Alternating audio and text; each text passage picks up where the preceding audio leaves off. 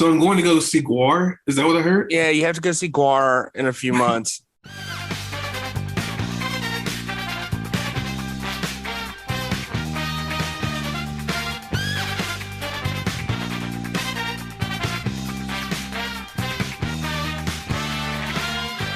Welcome to $2 Steak of Pro Wrestling Podcast. I'm your host, Aaron Varnum. Joining me today, as always, a sinus infection, for one, is joining me today. So that's why I sound like shit throughout this whole episode.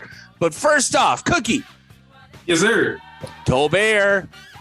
Hey, yo. And Big Mike. Yeah. Boys, we've had some, we had a change of plans. We were going to do a La Parka episode last week.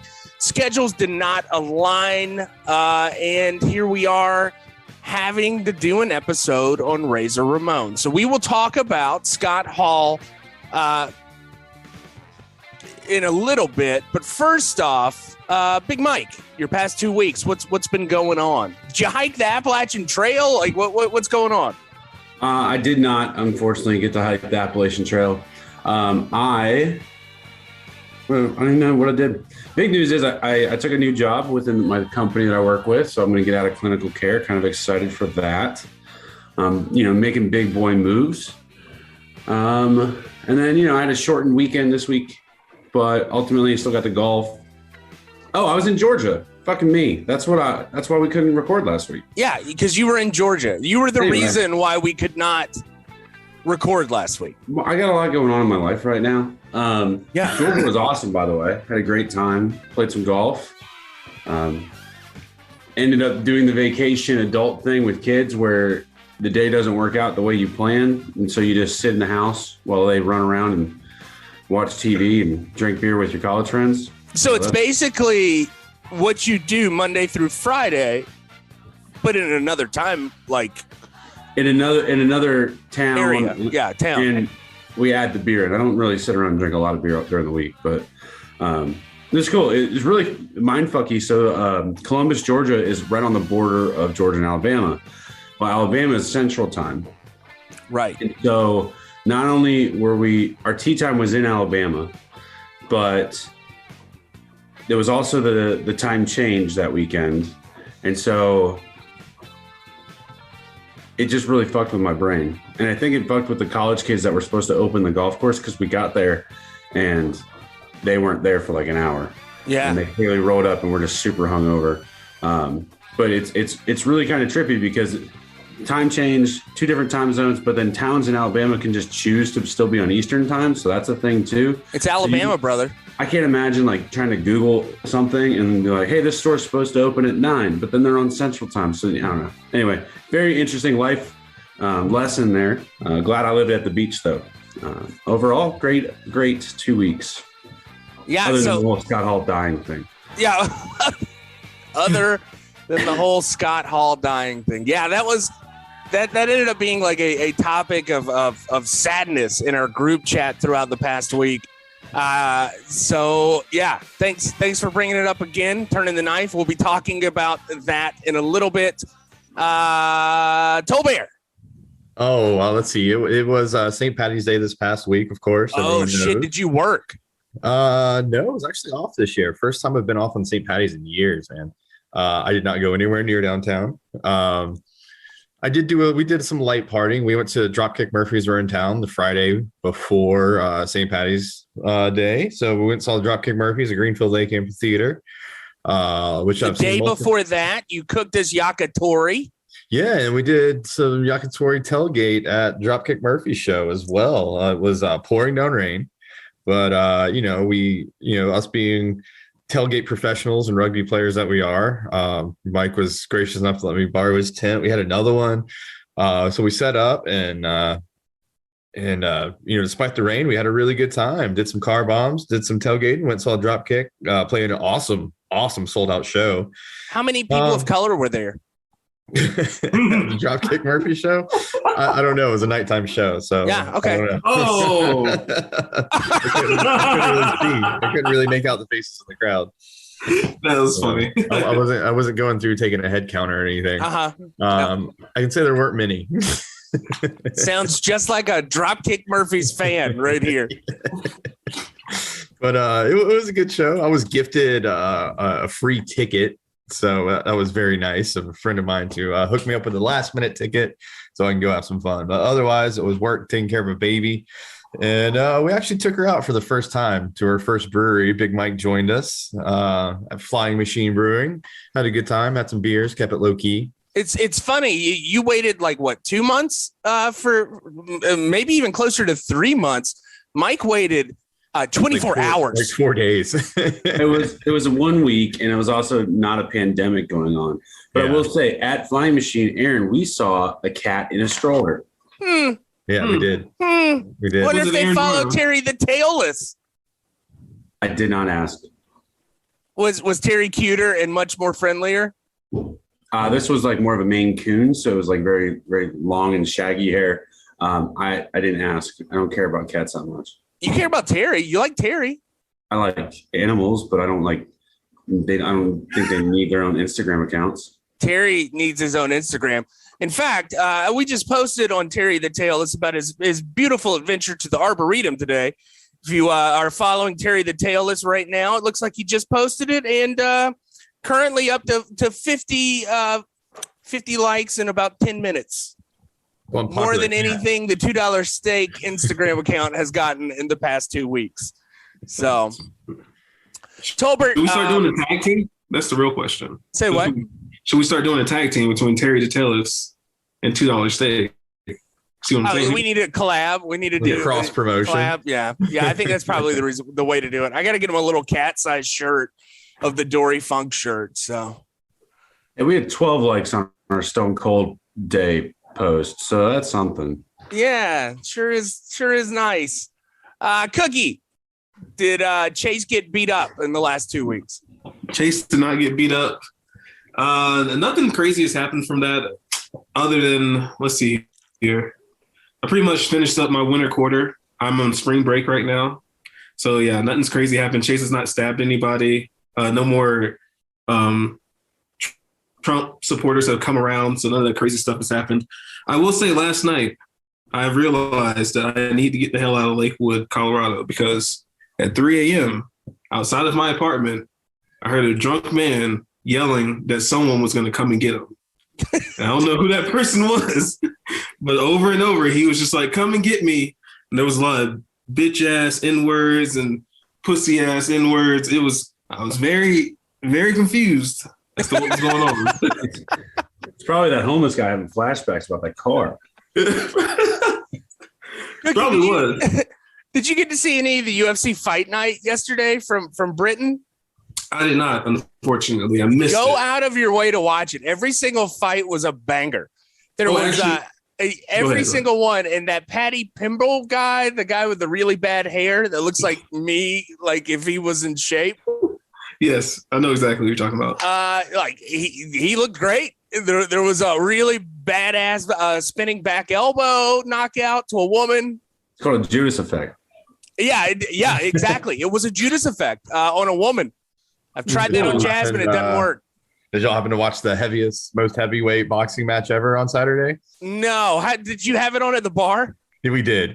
I did not watch it. I was not there, but Thor won that heavyweight boxing match, the Mountain from Game of Thrones. Yeah. But yeah, it was apparently pretty entertaining. You got to watch the replays on that. Was it like a butterbean fight? Kind of. I think it was a slightly elevated butterbean fight. It was in Dubai of all places. So yeah. Yeah, I got you. Dubai. Anything else, Cookie? No, man, it's been a pretty boring 2 weeks, other than the crackheads outside of my apartment complex. So in the world of professional wrestling the last 2 weeks, a lot of stuff has happened. First off, what are y'all's thoughts on the Big E situation? Oh, that was tragic. It's not good. It's not good at all. I get what he was trying to do. Maybe, trying to help out a younger, less experienced wrestler, to get some experience under his belt. But, sometimes it just doesn't work out. You know what I mean? Not with moves like that. Yeah, it looked bad. That's what happens. Yeah. I mean, that's what happens when you train football players in a matter of like 5 months to wrestle. So, I mean, That's what I got to say. Yeah, Mike, you're a Big E like fan. Yeah. It actually it's pretty scary because obviously, like you hear that somebody breaks their neck, that can mean a lot of different things. My initial reaction was that it was probably just like the burst fracture that he ended up having at what I think it's C5 or C6, which that is like, it sucks, but like you're going to recover from that. You probably won't have too much effects of it. But I think he had the odontoid fracture on the C1 on 2, which is pretty fucking scary because like if you get that, like that's probably what killed Dale Earnhardt, like when he wrecked his car, right? So he breaks your neck, and then because you got the bone on your C2, your C1 sits on top of it and allows it to kind of twirl and spin around, so that bone can go in there and just like fucking sever your spinal cord. So that's pretty scary, and honestly, that's the one that you get worried about the most if you want to look at like long-term outcomes, because even if you have a full neck fusion, you should still be able to maintain 50% rotation with that segment because it can swivel that much. So, they said he doesn't need surgery, so hopefully it heals up well, because that would really fucking suck, because that could be a career ender. Not to speculate or anything. I'm only you can't speculate, but yeah, when that happened, it was definitely Jasmine and I were watching SmackDown that night because it was a Friday night. We had nothing else going on that night. I was cooking dinner, and I was looking at my phone, and she visibly was like, "Oh my God, oh my God." I'm like, "What happened?" She's like, "Big E." And then they never cut back to him. They never showed a replay. And I'm like, ooh, something might be going on. And I looked on Twitter, and when I saw the GIF of it, I was like, this is rough. Yeah. I mean, ultimately, it sucks that it was like a new guy, so it's going to break it down on him a lot. But there's inherent risks to everything that you do. And, I think it was more of a freak accident than anything that was clear. Like, definitely wasn't intentional. And I don't think it was malicious. I think it was just. Oh, yeah, I agree. So it sucks because that guy's going to carry that with him forever. And same thing with Big E. He's going to carry, with that forever. But and it sucks too because like, I don't know, he had a really shitty run with the title, and that potentially might be his only one ever, and it kind of just fucking sucked. Yeah. Yeah, because even if it's not a career ender, he's never going to be able to move or wrestle the same again. All right, so one sad topic to another. Let's talk about Scott Hall. That was a big deal. I'm putting on a bandana right now, yo, to hold my hair in place. But Scott Hall was one of the first professional wrestlers that I ever remember watching. I remember watching not the original match with the 1-2-3 Kid, but the actual follow-up for the $10,000 where 1-2-3 Kid beats Razor Ramon and then grabs the bag of money, runs out, gets into a car, and drives off. That was the first professional wrestling I ever watched. It was in June of 1993. We were in the Ocean Reef Hotel in Manio, North Carolina, the Outer Banks. And that is what made me fall in love with professional wrestling. After that, I became obsessed, and I gave so many Razor's Edge to my pillow. I would pull my pillow up, not even like a Wrestle Buddy, because my parents wouldn't buy me a Wrestle Buddy. I would take the pillow, slam it, and then do the Razor Ramon like hands up thing. Razor Ramon was my favorite. So I actually Razored Edge my younger brother, my only brother, many times. Once I almost actually did break his neck, but he would just be like, "Do it, no, we can do it," and I would get him up, and just try not to kill him. Difficult move. When you talk about the influence of Scott Hall, like Scott Hall started off. Then had a little bit of a career in the AWA, then went to WCW, then went to WWE, had his big breakout there, went back to WCW. He went everywhere. He wrestled in Japan some. We'll talk about that in a little bit. But Scott Hall was a big deal, and he was one that transcended, pop culture. Mike, you probably remembered Scott Hall when you were not watching wrestling. Yeah. There's a handful of wrestlers that you know about when you're growing up in the 90s. Scott Hall was one of them. Kevin Nash, Hulk Hogan, obviously with the whole NWO, Goldberg, Steve Austin. That might have been it. But Undertaker. Oh, of course, Undertaker. The throwing of the toothpick, I tried that all the time. It was something special. Scott Hall, big deal. Cookie, what were your early memories? I know you didn't really get to see his early career as Razor Ramon, but you probably got to see some of his Scott Hall stuff. Yeah, funny enough, actually, I saw Razor Ramon before I saw Scott Hall. Oh, I was one of those kids that bought a bunch of DVDs from like pawn shops, like all my wrestling DVDs. I remember you got them at the flea markets. Yes, in the flea market. So like one of them was like a ladder DVD, and it had the Razor Ramon Shawn Michaels match on it, and they had the promo that showed like how cool he was beforehand. You know, raising both belts, doing the toothpick, and all that stuff. So like, yeah, I made the connections automatically. I was just like, is that Scarface? That's Tony Montana. That's Razor Ramon. That dude's badass. You know what I mean? So it was, yeah, I always thought he was just cool as hell.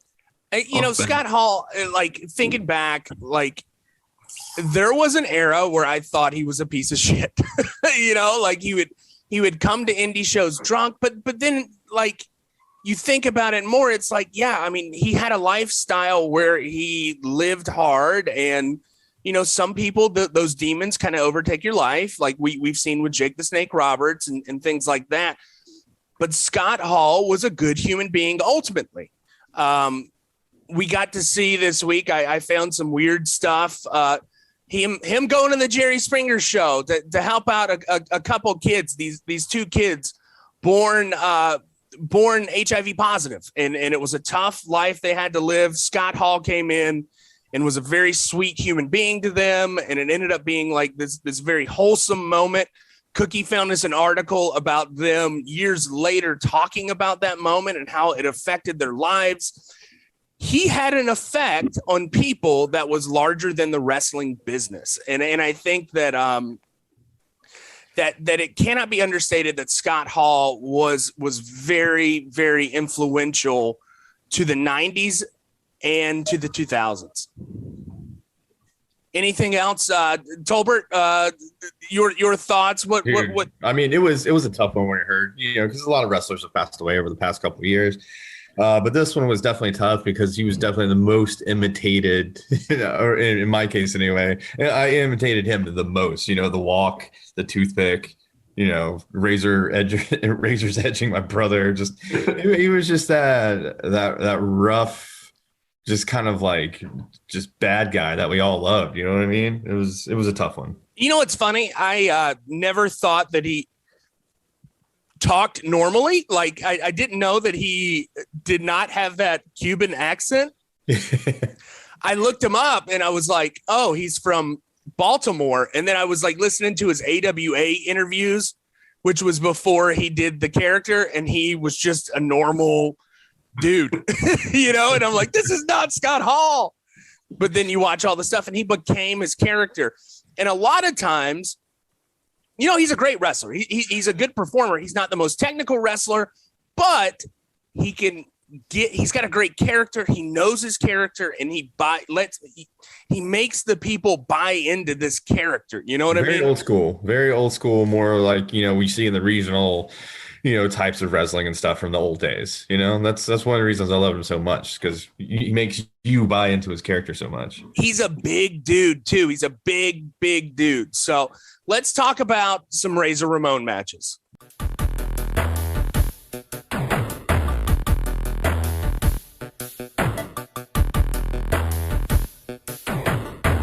For our first matchup of the evening, Big Mike, you have got one Razor Ramon against the model Rick Martel. All right. Razor Ramon, Rick Martel. A little background. By the way, this is October 11th, 1993. So a little background on this match. It is for the vacant Intercontinental title. They didn't mention why it was vacant. I can tell you why. Why? Because it was HBK had it, and HBK was suspended. Okay. HBK got suspended, and then after this match happened, this led to the very famous IC ladder match that Cookie just referenced. So they had a unification match to determine who the IC title holder was, and that happened to be a ladder match. Well, look at this. It's weaving in and out because this actually is after Razor Ramon's lost to the Kid, and that created this face turn that kind of smoldered for a couple months. Because it's funny, you don't, on its surface, you would think Razor Ramon, not a good guy, right? Like not a baby face kind of thing. And but when Rick Martel comes out first, clearly the fans don't like him. And I think we don't like him here either, because this is our first Rick Martel reference, right? I appreciate Rick Martel. I do not know why we've never had a Rick Martel episode, match. I think it's because he's a good hand. He's a good hand. He's nothing special. You know what I thought while I was watching it? He looks just like Sammy Guevara if Sammy Guevara had some meat on his bones. I don't really see that, but I'll give it to you. And so we get Razor Ramon's classic music comes out, does the toothpick flick. Actually, he waits for the toothpick flick until the bell rings, and then he throws it in Martel's face. It starts. I mean, this is just a classic wrestling match, and you can kind of tell, where they were going to go with it a little bit. Like you said earlier, Razor Ramon's Scott Hall, he wasn't the biggest or best worker in the world, but it looked real. And you kind of knew what he was going to do, and you knew what you were going to get. What was interesting through it, though, is you do get some of that babyface shine. And again, it felt weird for me seeing that in the match progression. But Martel comes out early. He's Ramon's sizing Martel up. Martel's trying to go after him like a little scrappy dog, doing everything he can. At one point, he gets him into a face lock, which, by the way, we got Vince McMahon, Bobby Heenan, and Randy the Macho Man. Randy Savage on the call, and he gets Ramon in a face lock, and Vince is pretty upset because that could easily turn into a choke. I always thought it was a choke, but that's just me. I don't know the difference of the intricacies of this whole thing. Oh, it's a face lock. Come on, Mike. Yeah, obviously, and but Bobby goes ahead and just explains, hey man, what the ref doesn't see don't hurt him. So, it's not till 8 minutes in, about halfway through the video. That we get our very first pin attempt, and it is Martel trying to pin Razor Ramon. Martel, clearly being the bad guy, gets his feet up on the ropes. Earl Hebner sees it, calls him out on it. Martel actually doesn't like that, and he gets in Hebner's face a little bit. I was expecting Ramon to take advantage of that situation, and he didn't. He was kind of just recovering in the corner a little bit. Eventually makes his comeback, beats up Martel a little bit. At one point, Martel does the cheeky heel move thing and just gets out of the ring. And what did Bobby said? He was going for a hike and just kind of walking the ring off a little bit. What I really liked is when we get back in, Martel gets more offense. He does a couple different moves that blast Ramon's back into the corner post. I think he hits a drop kick in the back. Then we get a Boston Crab, which apparently is Martel's finisher. Yes. Is the Boston Crab. It's like predates the Walls of Jericho by several years, I think. Yes. And you get that baby face shine where, Razor Ramon's, he at the first one, he claws to the ropes and he gets the rope break. Martel quickly locks in another one in the middle of the ring, and you could hear the decibel. I mean, the crowd was never like crazy into the match, but you could hear the decibels rise a little bit as when Ramon would lift up his chest up off the mat, and then he'd come back down and he'd be like, and it's did that a couple of times. It was pretty cool. Eventually Ramon throws him or drops him on his nuts on the ring post, does a move off that, and then he goes to set him up for the Razor's Edge. And at first I thought he was going to hit him with a pile driver. I don't know if Martel sandbagged him or not, because it looked like Ramon was going to abort the Razor's Edge setup into a pile driver, because he started kind of falling backwards, had to reset himself, finished flipping him up over there.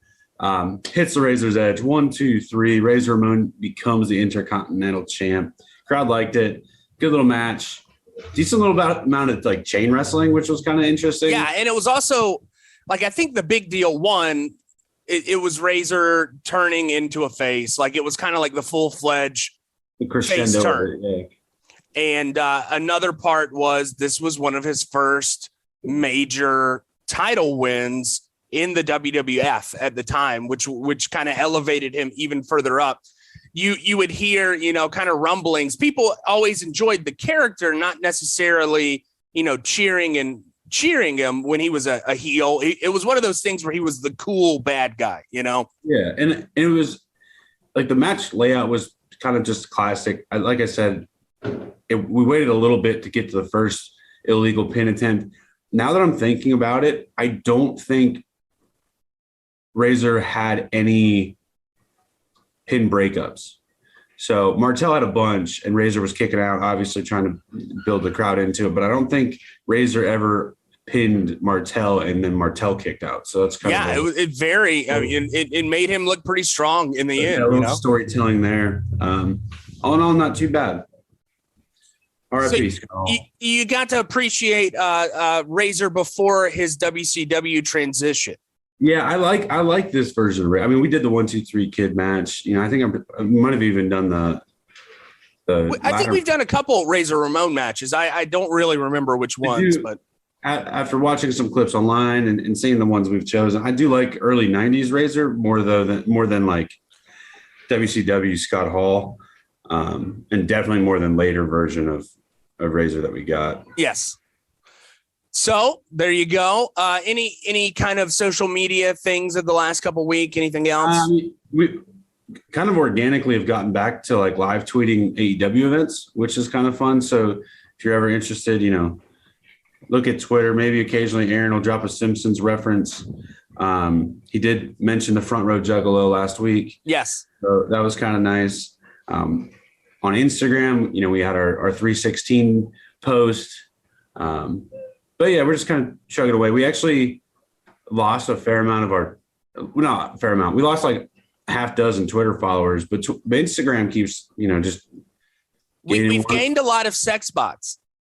I think we lost all the sex bots. Maybe that's where all the numbers went. That's okay. I can see that, but we have gotten some sex bots back. So.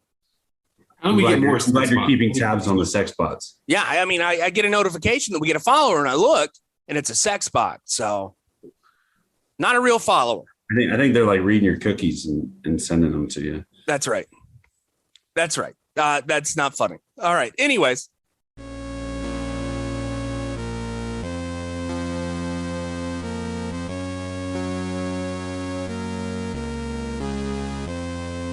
Ready or not, here I come. You can't hide. Gonna find you and take it slowly. All right, for the strong style, Cookie, you have got the Outsiders and Masahiro. I can't even. Excuse me. Sorry. One more time. You have got the Outsiders. Masahiro Chono against the Steiner brothers and Keiji Muto. Yes, I do, and it feels good, Aaron. It feels good to be back in the actual strong style. yes, it feels good. Feels good to not understand what the commentators are saying for the most part. There is one commentator that you do kind of understand. That is true. We'll get there. And I don't think he understands what they're saying. I don't think so either. He was very confused. He was a little shocked. Oh man. But yes, this is in 1997, and part of me wishes I grew up watching WCW because of the presence of Japanese wrestlers. Like how much of more of a presence they had in WCW than they did in WWF. Correct. And they were legitimate in WCW. Yeah, I feel that I was peppered with more, not only Japanese wrestlers, more Mexican wrestlers, and it was just a jolly, mixing bowl of all sorts of styles. The Japanese guys were never going to go over on the American guys, but you got to see some interesting styles of wrestling. And I think that really influenced my later tastes in professional wrestling. Yes. But, it's never too late. And that's why I'm on the strong style. And here we are. But that commentator that you were talking about, Aaron, that was Eric Bischoff. Oh. He was on commentary. Basically as a scout for new talent on NWO. Is that correct? That's correct. Yes. But Aaron, didn't the NWO start in Japan? Yeah, kind of. Yes. That's what I thought. Okay. Yeah. Yep. Yeah. Just like a white man taking somebody else's culture. Yeah. I've been watching a lot of Marvel movies, so I'm just going to call him a colonizer from now on. A colonizer. Yeah, go ahead. All right, let's go ahead and get to the countdown. Cookies, top 4, number 1. All right. There's something about watching Muto just run the length of the ramp in New Japan, only to hit his opponent with a clothesline. See, Muto is so exciting to me. Like, I love Muta, but Muto is just such a different character. It's so interesting to see him as that white meat babyface. Yes. And seeing him do a full 40-yard sprint, which I would say he's probably a 5'1" or maybe 4'9", 40. Yeah. I mean, he's not too fast, but he's got some meat behind him. Yeah. And taking him out with that beautiful, beautiful clothesline. Yes. And Aaron, nowadays the young boys would probably hit the Spanish fly and go through the ramp, hear that fight forever chant right afterwards, right? Yeah. Oh, yeah. Yeah, load of bullshit. But anyway, the funniest part was after he hit Chono with that clothesline, he started doing the Steiner bark. You got so much more personality with Muto. Oh yeah, and he went down on his knees. Him and Rick were down there, and Scott had him. It was incredible. Yes. I don't know who he reminds me of. Kurt Angle is the first person that's coming to mind, but he doesn't care about like how he looks. He's just him. Muto is just white meat baby face, like you said. And we talk about him a lot. I love him. We got to see him live, for Christ's sakes. We got to see this man live. True. He's just fun. He's different. He's fun, and he's Muto. Yeah, facts. Number 2. Hey, man, Scott Hall catching Rick Steiner off the middle rope for a fallaway slam. That's sneaky. He's sneaky strong to catch. Rick Steiner is a big boy. He's a hoss. Scott Steiner is too. But, come on now. Scott Hall is not the biggest person. This was right around the time that both of the boys somehow gained mysteriously 30 more pounds. The Steiner brothers very quickly gained more weight, both of them. Yeah. So they're probably a little heavier. Mike, what is touching his vein? What was that, Mike? I think they were probably doing steroids there. Do you think that? I don't know, man. It's interesting. You would think that they would, gaining 30 pounds in less than 2 months. Maybe they just got on the diet that I'm on. So, me too, Aaron. And silly me. I was thinking Rick Steiner and Scott Steiner, wow, they're just so strong, popping those hips, really getting Kevin Nash over for those belly to bellies. It was medical science was helping them out. That's what it was, Aaron. The Barry Bonds treatment. And Scott Hall, being a clean and sober man himself, would never touch those things. So, being able to throw Rick Steiner around, that sneaky strong is all natural, I'm sure. Absolutely, Aaron. Bad guys do a lot of things, but they don't do drugs. That's right. Number 3. So this was back when Kevin Nash could actually go, is what I'm seeing. For the most part, yeah. I mean, it's interesting. We've mentioned this before. When professional wrestlers go to Japan, they just decide that they're actually good workers and can go. Exactly. I was like, this is complete. This is 1997. And if you compare his matches between 1997, especially the ones in Japan, and you compare those to the NWO Wolfpack stuff, they're terrible to compare. It's insane. It's insane. You go to Japan and you get a little wild, hair about you, and you do some working. Yes. Yeah. I mean, I'm jumping around, he's doing sidewalk slams. He's actually moving. He can run now, apparently, in Japan, but he can't do it in WCW. Didn't blow his legs out there. No, definitely not.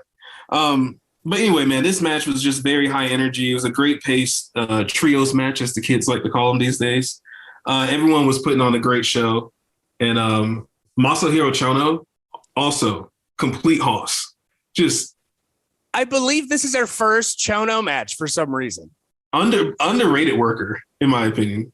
Does a great job of being the big guy. You know what? We might do a Chono week coming up. Let's do it. Let's do it. I'm gonna go ahead and let's do number 4 first. All right, number 4.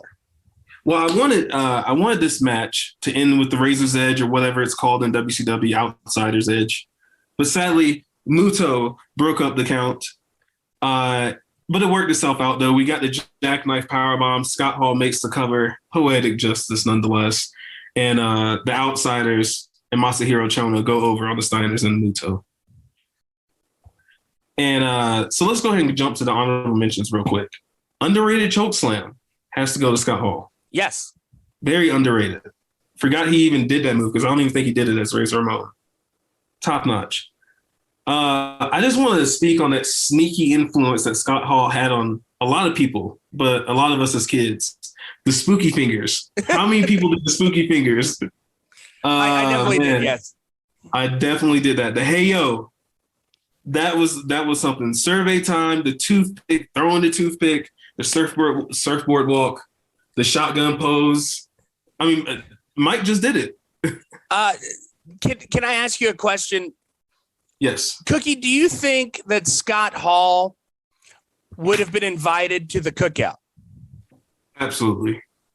I think he loved him some soul food. I think he could have hung when it came to the lingo. I think he was good in the hood based off of the pictures that I've seen of Scott Hall, aka Razor Ramon. And let me tell you this. Black people love Tony Montana, aka Scarface. They do. And the closest thing you had in the early 90s to that in the wrestling world was Razor Ramon. Cookie, and one thing that I was very disappointed that this did not have, when they came out in New Japan, they came out to Fuji's Ready or Not. Yes. That was their theme song in New Japan. Yes. And Scott Hall was at the cookout. He was 100% at the cookout. I watched the video after he passed away of him making an entrance at ECW, and he came out to Ready or Not by the Fugees. And I said, that man is invited to the cookout. And I think by way, Kevin Nash is also invited to the cookout just because he knows Scott Hall. You've got Scott Hall. He's from Baltimore area. That one is a tough area to come out of. Absolutely. And then, spent a lot of time in Miami, another tough area. And this man was able to go into the hood with all of that drip and come out unscathed. This man was a part of the cookout. Yes, absolutely. I would love to see his 23andMe. I think that he's got a little bit of a mixed blood, if you know what I mean. He's got the soul in him, Aaron. He does. If you look back, he kind of has a little bit of a Jerry curl to him too. The little slick action. That's a little Jerry. The drip down the middle. When the electric slide came on, Scott Hall was the first in line. Absolutely. He knew the percolator. He knew the electric slide. What's the Cupid Shuffle? He was a part of that. Yes. And the dun dun dun dun dun dun dun. What is it? Keep going, man. I'm gonna let you I don't even know. Anyways, all joking aside, it is pretty well documented that he was like an awesome dude to hang out with. Yes. He went hard, but like he also was just like a genuinely like good dude. Yeah, and I'm glad we got to talk about him today. Like it really is a different kind of professional wrestler. Scott Hall was who he was. Yes. Absolutely. Cookie. Also, one last thing. The cha-cha slide. That's the word. Oh, the cha-cha slide. Yeah. The cha-cha slide. There we go. Yes. Good. Cookie, what do you give this matchup?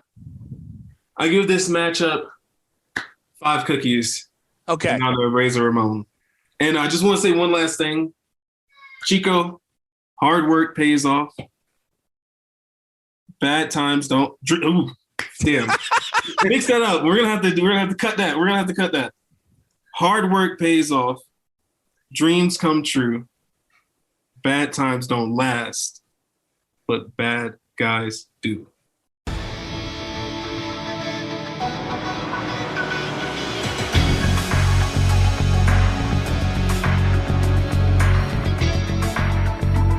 All right, for our final matchup of the evening, Tolbert, I had to find something, to lighten the mood a little bit. Tolbert, you have got an interesting, it's less of a match per se, it's more of a saga. Can you tell me what exactly happened in 1999 in WCW? This is The Outsiders against ? Yes. So the boys show up. It's 1999 Monday Night Nitro. Scott Hall, Kevin Nash. They show up just to chill, man. They've been partying all night in Vegas, man, and they just show up. They're off tonight, dude. Kevin Nash is wearing his FUBU jersey, just ready to chill. That's for us by us if you're not familiar. Yeah. And as soon as they make it to the arena, they're leaving their limo, and the booker walks up to them and says, "Hey guys, you're booked. You're working tonight." In which they're surprised. They're like, "Wait a second, no, we're not. We ain't working tonight." and they have a cooler in tote between the two of them. And I think we can all agree this is our favorite line from the whole match. He's like, Kevin Nash goes, "Yeah, we didn't even bring gear." And Scott Hall goes, "We got something that rhymes with gear." And he slaps the cooler. Points to the cooler. Yeah, so we know the guys are here to party. They even make a tailgating reference that they're here to spectate only. And it's like, I don't know what to tell you. You are booked. So it cuts to them backstage actually drinking beers. Like, I don't think this is a work. I think these two are actually pretty buzzed. Their eyes are kind of glassed over. You can't act that. These guys are hammered, and they're talking about, what are we going to do? Are we going to have to wrestle? Wait, how about we sabotage the show? We sabotage the show, we won't have to wrestle. And they start passing back and forth ideas, like one of them is stripping down completely naked. And I believe at one point Kevin Nash says he's not even wearing any underwear. Yeah, he's not. So they figured it'd be wise to try to sober up. They have a little coffee.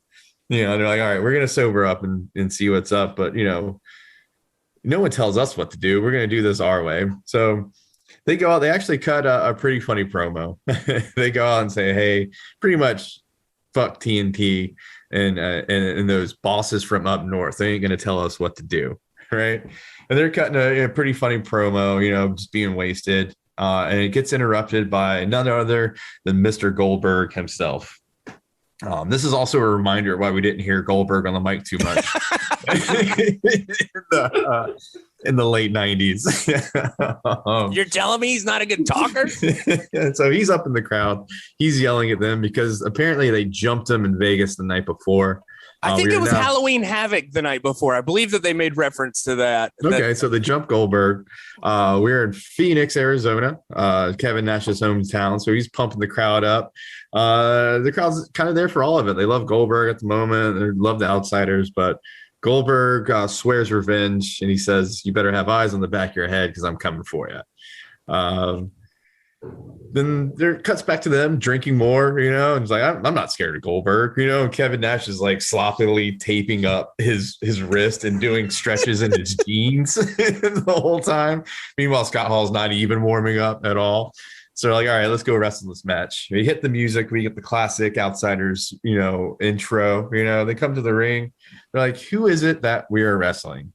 Well, the music hits. You see the bodyguards come out, the guys in suits, and it is three scantily clad women, known as the porn stars. The porn stars. Yes, and then one actually has. I don't know if they put giant inflatable balloons in her shirt. No, those are real. Actual boobs. Yeah.